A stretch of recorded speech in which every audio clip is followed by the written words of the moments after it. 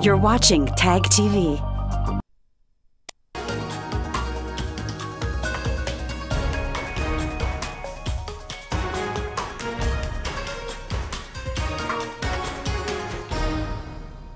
Hello viewers, I'm your host Uzma Jafri with another episode of South Asia Focus.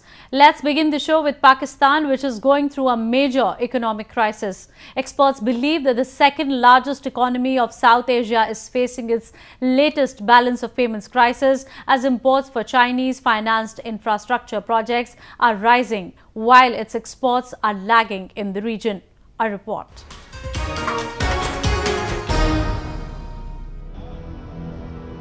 Pakistan's economy is in shambles. Foreign debt has reached nearly 95 billion US dollars.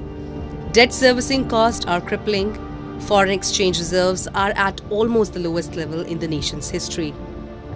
Exports have dropped significantly. Devaluation of the Pakistani currency has increased inflation domestically. The poor system of tax collection is a major cause of budgetary deficiency in the form of income and expenditures. The gap between the poor and rich is growing rapidly. The current dispensation has been moving to and fro to address the problem. However, it has reached no concrete solution.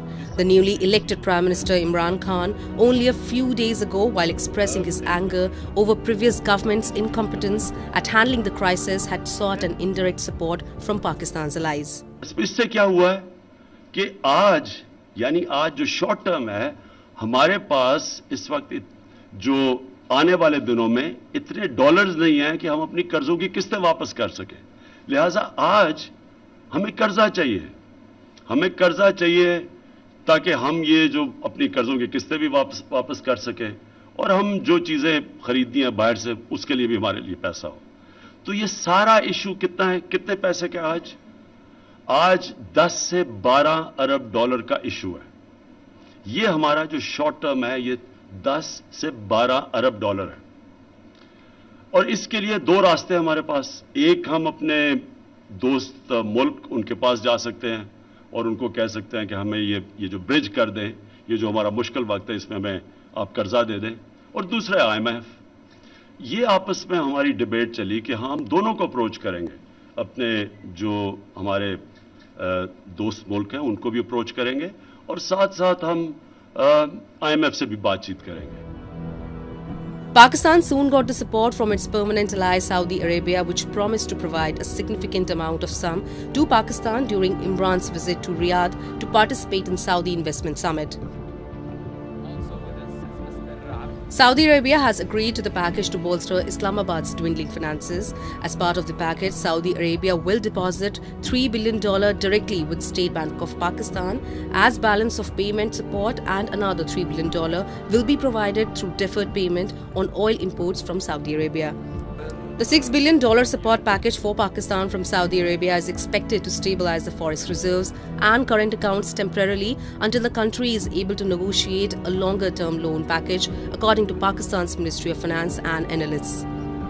As per the statement released by Pakistan's Finance Ministry, this arrangement will be in place for 3 years. कल जो हमारा जो prime minister Saudi अरब का जो दौरा किया था वो कामयाब हुआ, सक्सेसफुल हुआ। इसकी आप मिसाल आप स्टॉक मार्केट में दे सकते हैं। सरमायाकार में एतमाद का बहाल हुआ क्योंकि मुल्क के अंदर जो सिस्टम के अंदर जो लिक्विडिटी मौजूद नहीं थी और लिक्विडिटी आ जाएगी। सिस्टम के अंदर जब पैसे आएंगे तो हर तरफ रोलिंग होगी, कारोबार चलेगा। Pakistan is also seeking a help from IMF, and if the funding is finalized, then it will be the 13th bailout since the late 1980s. The last time was 2013 when the country got a $6.6 billion loan to tackle a similar crisis. The country also needs 2 oil refineries to meet demand, and they are talking to Saudi investors about the project. According to Pakistan's Finance Ministry estimates, the country will need more than $12 billion to plug its finances as the current account deficit widens and foreign currency reserves plummet. Authorities have already devalued the rupee multiple times since December and hiked interest rates the most in Asia. Reserves have plunged to more than 40% this year to $8.1 billion. People across the forum believe that it is the unscrupulous leadership of Pakistan responsible for country finding itself in the middle of the economic crisis. We are now joined by Nadeem Nusrat, chairman of Voice of Karachi and an expert on Pakistan's domestic and international affairs. So, Mr. Nadeem, how do you analyze the current economic crisis of Pakistan and what is the way ahead for Pakistan from here? All the media reports suggest that Pakistan has secured nearly $6 billion from the state of Saudi Arab to address its current financial crisis. This also shows that Pakistani government, Pakistani establishment, they have failed to satisfy the World Bank and the IMF and other international lenders. They haven't done their homework properly, and this is why they have failed to secure a kind of bailout package from these organizations. What Pakistan's major problem is the tax system and its defense budget. As we all know, only a certain salaried class in Pakistan pay income tax, and it pays income tax because it is deducted at the source. Business community does pay some income tax, but it is not even close to what they should pay, but at least they pay. On the other hand, Pakistan is an agricultural country. It has a huge class of landowners who make billions of dollars each year, and they never pay any taxes. So there is no tax on agricultural income in Pakistan. This is one of the biggest problems. And then, as we all know, Pakistan has been disproportionately spending on its defense budget. And as a result of this, it has heavily cut on, or failed to invest in the areas of education, human development, health, and infrastructure. Due to Pakistani military establishment's own foreign policy narrative, Pakistan doesn't enjoy a good relationship with its neighbors, and this is why we are told we need a huge army. So I think what Pakistan needs is a change of direction. It needs to establish good relationship with its neighbors so that it can cut on defense budget. Thank you, Mr. Nusrat. Moving on. In a historic turn of events, Afghanistan, a country wrecked by years of Taliban barbarity, witnessed a record turnout in the parliamentary elections that finally materialized after a protracted delay of more than 3 years. Taliban, which had carried out multiple violent attacks during the run-up, stepped up its violence and killed scores on the election day as well. However, undeterred by the violence, people came out in large numbers to cast their vote. A report.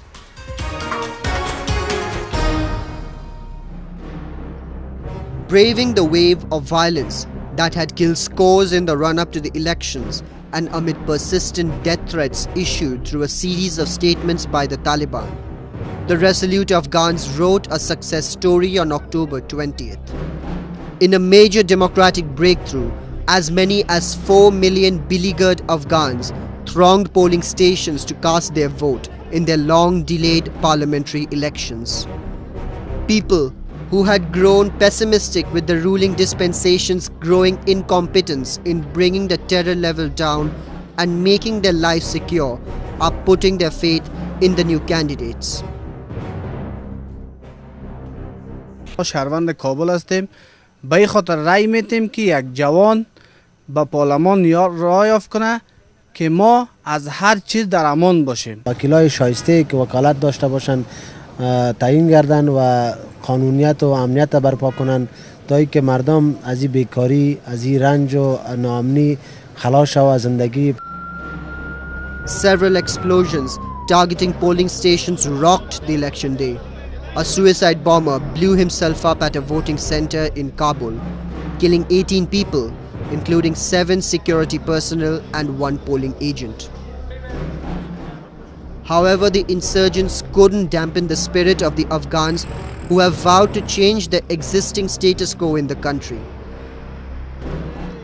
Everybody is looking for a change, and in order to go for a change, we have to go for the parliamentary election.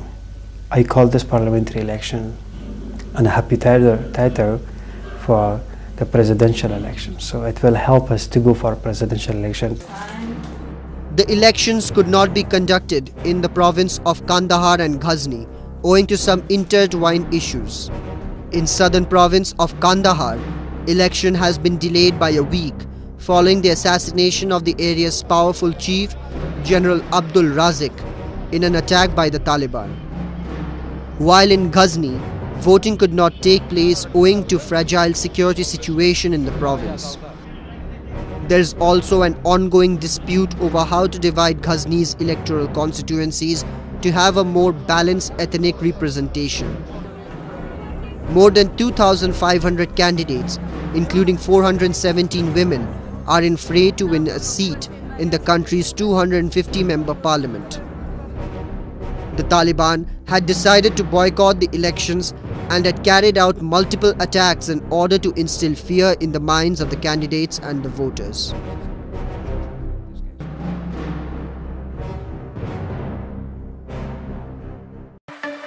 Today we are showcasing Rotimatic. It's a fully automated roti maker. This is the first time we are bringing to Canada, and it's available on bestbuy.ca online. Been using this device for a year now, and it's absolutely lifesaver to me. This is a very handy device. It's a small, compact, very easy to make the rotis. So you can make crepes, you can make wraps, you can make rotis, parathas.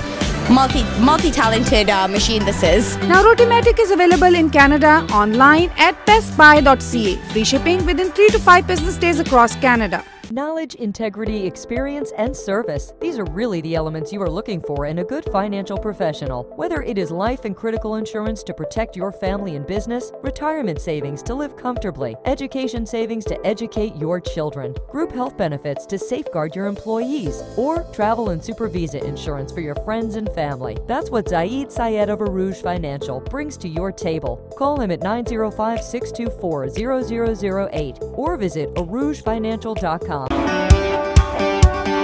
Losing weight and feeling fit is a simple 3-point process: diet, exercise, and a weight reduction supplement. VeggieSlim by Greenish is a Health Canada approved weight management formula that's effective, safe, vegetarian, and natural to use. Combined with the right diet and exercise plan, VeggieSlim will bring you back onto the path of healthy living.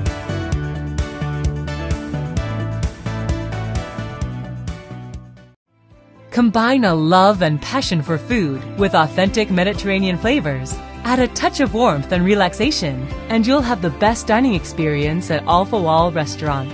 Located in the heart of Mississauga at 2273 Dundas Street West. Bring your loved ones and reward your appetite to an exquisite halal prepared menu. Our secret ingredient is just a hinge of love. Each plate prepared with care, creating a universal piece of art. Make every bite a memorable moment with Alpha Wall Restaurant. Vote counting is underway and preliminary results are expected within 20 days. The electoral body has until December 20 to release the final results. Moving on. Kashmiri activists have been protesting against the years of Pakistani subjugation. Recently, they carried out multiple anti-Pakistan protests in different cities of the world. Earlier, they also observed the Black Day against Pakistan's illegal occupation of the region. People who have been seeking freedom from the clutches of Islamabad observe October 22 as Black Day. Exiled political activists from Pakistan-occupied Kashmir gathered outside the European Parliament in Brussels to protest against the Pakistan-sponsored atrocities and plunderings of the resources in the region. Disgruntled POK activists shouted slogans against Islamabad, blaming it for the construction of the Neelam Jhelum hydropower project and the Diyamar Bhasha Dam that have not only severely affected the flora and fauna of the region, but have left common people reeling under abject poverty. The people who are suffered by the policies of government of Pakistan, we are actually protesting against their policies, their nefarious designs, and We are protesting in favor of rule of law, democracy, and safety of the human rights. The fundamental purpose of this demonstration was to highlight human rights violations in Pakistani administered Kashmir and occupied Gilgit-Baltistan. Because Pakistan is constructing Neelam Jhelum hydropower project and Dhamar Basha Dam in Gilgit-Baltistan. And in both areas, the people have been asked to leave their properties, to leave their land, without paying them any alternative land, without paying them compensation. And in Muzaffarabad, they have diverted River Neelam that is at the brink of extinction. It is completely destroyed. And approximately 100,000 of people in Neelam, in Muzaffarabad and in other lower riparian areas have been completely deprived of a basic necessity of water.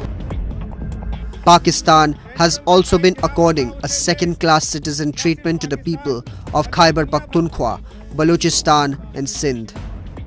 This diabolic pattern of suppressing its own people has witnessed a significant escalation since the advent of the multi-billion-dollar China-Pakistan Economic Corridor or CPEC.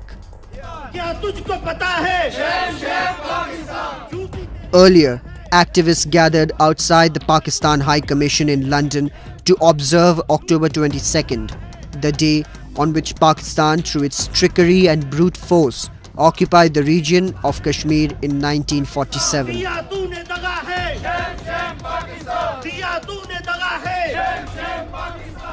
Hailing originally from the occupied territory, these activists, who have relentlessly been fighting for the Kashmiri cause, shouted anti-Pakistan army and anti-Pakistan establishment slogans, for they have suffered more than 7 decades of colonial subjugation under Pakistan's misrule. They also raised pro-freedom slogans seeking independence from the clutches of Pakistan. Raged activists also asserted that the nefarious designs of Islamabad to keep the people of the region suppressed were still being carried aggressively.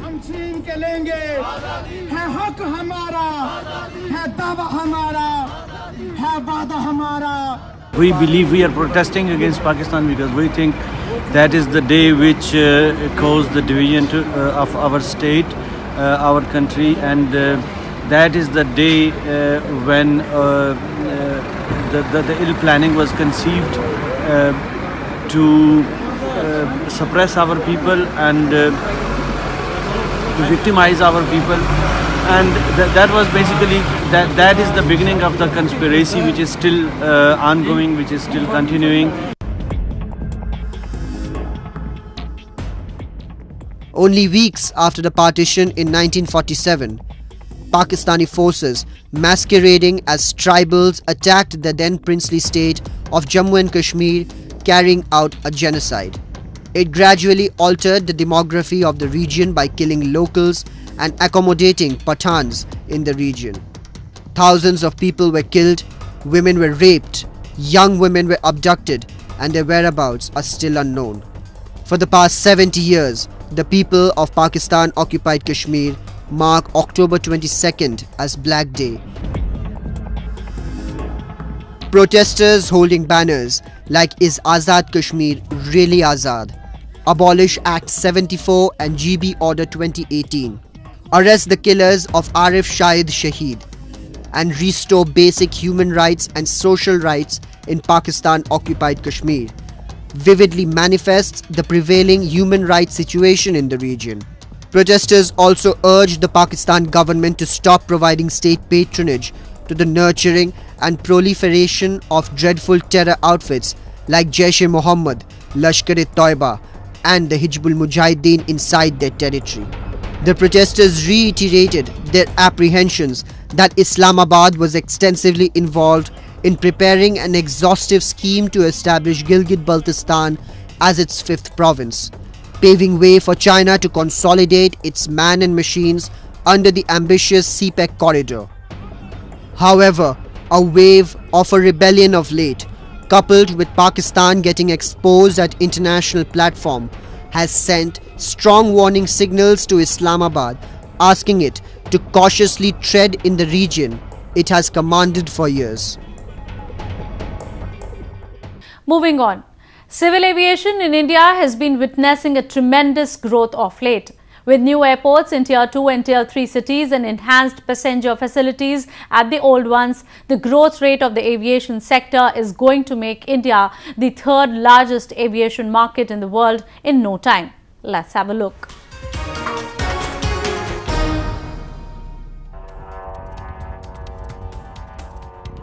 Indian aviation market has been on a roll for the last decade or so. The growth trajectory has been phenomenal to say the least, all thanks to the dedication and perseverance of the Airports Authority of India and other agencies. New airports are being constructed in almost every part of the country. All airports are getting modernized with new and enhanced technologies. Passenger facilities are seeing improvement with each passing day. Courtesy AAI's vision and perfect execution of projects at hand, Indian aviation market is poised to reach greater heights in times to come. Currently at number 7, it is believed that India will be the third biggest aviation market in the world by 2023. Although the industry has recorded an unprecedented growth of late, AAI understands that the challenge ahead is to keep the pace growing in the years to come. The growth rates are well known, the growth trajectory is well known, and we hope that the country of India's size and with rising affluence, the growth rate will continue. So what is challenging is to keep pace with this growth rate and to create the necessary adequate infrastructure which will allow this growth to happen. And that's the whole purpose for which the Government of India is working out different policies. The various arms of the government, whether it's the regulators like the DGCA or the BICAS or the Airport Authority of India or the various airlines, they are all coping up with the challenges and preparing themselves to provide the right environment, right infrastructure, right facilities so that this growth story can unfold and the passengers have a really beautiful experience while flying. With the present growth rate, it is estimated or it is considered that by 2023 we will be the third largest civil aviation market globally. Presently we are at number 7, and I think with this growth continues, we may even go further, but that's for almost certain that by 2023 we will be the third largest. Recently, aviation trainers from over 20 countries assembled in New Delhi to find solutions for challenges faced by them at a 3-day seminar organized by the Indian Aviation Academy in coordination with ICAO, International Civil Aviation Organization. ICAO members who attended the seminar held in the Indian capital also highlighted India's importance in the aviation sector. India, as a country, is a very important country in aviation world. It's because ICAO paid special attention to India. There's a big increase in India's role in the aviation. In 2030, it's going to be number 1 in the aviation. So obviously, training also is very important to support the aviation system in India. A well-conceived strategy enforced by sustained efforts of a dedicated team is certain to take the Indian aviation sector to newer heights. It will come as no surprise if India takes up the numero uno position in the aviation sector by 2030, as murmurs in the aviation world suggest. More from India, a country well known for celebrating a number of cultural and traditional festivals throughout the year. While some of these fiestas are observed with equal pomp and show across the country, others are specified to a particular region or faith. Nagar Kirtan, a traditional practice by Sikh community, is one among such occasions that was recently commemorated in the Amritsar city of Punjab with great fervour. A large congregation of Sikh devotees gathered at the holiest Sikh shrine Golden Temple in Amritsar city to participate in a colourful procession, Nagar Kirtan, a day ahead of the 484th birth anniversary of their spiritual leader Guru Ram Das. Guru Ram Das was born in Lahore, now in Pakistan, into a Sodhi Khatri family residing in Mohalla Chuna Mandi. He founded the holiest city of Sikhism, Amritsar, that means the pool of the nectar of immortality. To mark the birth anniversary of the Guru, the devotees took part in the procession that began from the Akal Takht, the highest temporal seat of Sikhism. जो नगर कीर्तन आरंभ होया श्री अकाल तख्त साहब तो जो संगतां विच बहुत बड़ा उत्साह पाया जा रहा है। थां थां ते लंगर ने सारे शहर नूं सजाया गया और सचखंड श्री दरबार साहिब ਨੂੰ ਫੁੱਲਾਂ ਦੇ ਨਾਲ ਸਜਾਇਆ ਗਿਆ ਹੈ। It was taken out through 12 historical gates inside the walled city, and around 150 delegates from international Sikh Jathas, including 52 members from Afghanistan, participated in the celebration for the first time. ਇਹ ਸ਼ਹਿਰ ਦੇ 12 ਗੇਟਾਂ ਦੇ ਅੰਦਰੋਂ ਨਿਕਲਦੇ ਹੋਇਆ ਸ਼ਾਮ ਨੂੰ ਫਿਰ ਸ੍ਰੀ ਅਕਾਲ ਤਖ਼ਤ ਸਾਹਿਬ ਵਿਖੇ ਸਮਾਪਤ ਹੋਏਗਾ। ਇਸ ਨਗਰ ਕੀਰਤਨ ਵਿੱਚ ਦੇਸ਼ਾਂ ਵਿਦੇਸ਼ਾਂ ਤੋਂ ਲੱਖਾਂ ਦੀ ਗਿਣਤੀ ਵਿੱਚ ਸੰਗਤਾਂ ਆਈਆਂ ਹੋਈਆਂ ਹਨ ਜੋ ਕਿ ਗੁਰੂ ਰਾਮਦਾਸ ਜੀ ਦੀਆਂ ਖੁਸ਼ੀਆਂ ਪ੍ਰਾਪਤ ਕਰਨ ਲਈ ਆਈਆਂ ਹੋਈਆਂ। Displaying valor and gallant of their Sikh leaders, the devotees, especially the students from several schools, performed Gatka, a traditional martial art associated with Sikh religion. Following the procession, hundreds of dutiful devotees were seen cleaning the roads and streets, keeping cleanliness of the city intact. बहुत ही वधिया माहौल है, काफ़ी सारियां संगतां गतका सारे school इकट्ठे होके मतलब इत्थे दर्शन करन आ रहे ने ते बहुत वधिया मतलब माहौल चल रहा है। The whole city was decorated and the people were seen rejoicing every moment of the colourful procession. This year, Shiromani Gurdwara Prabandhak Committee also invited family members of artisans of the 52 trades, originally established by Guru Ramdas during the foundation of Amritsar, to be a part of the procession. With that, we come to the end of this week's episode. See you next week. Goodbye and take care.